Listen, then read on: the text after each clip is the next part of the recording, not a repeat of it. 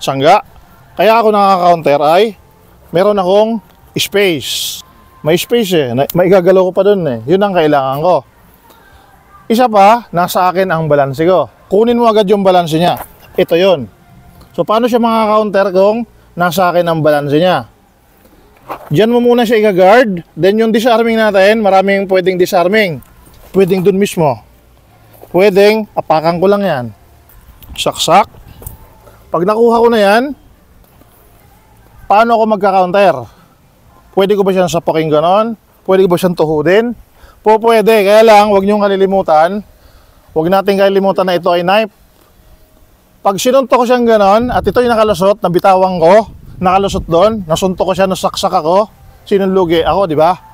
Nasipa ko siyang ganon, nasaksak niya naman ako, lugi pa rin ako.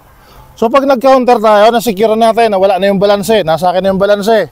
Ang counter natin, ito lang oh. Ito napakabilis na second to. Then balik, hawakan mo ulit. Sa angle na to, abot ako. Bago pa ako makapag-disarm, nasuntok na ako. Lilipat ako dito. Kung hindi ko pa na-disarm, abot pa ba? Etong balikat ko na to, ito yung pang-guard ko. Then, saka natin i-execute yung mga disarm natin. Yuko muna. Ayaw pa eh. Masaktan ka niyan.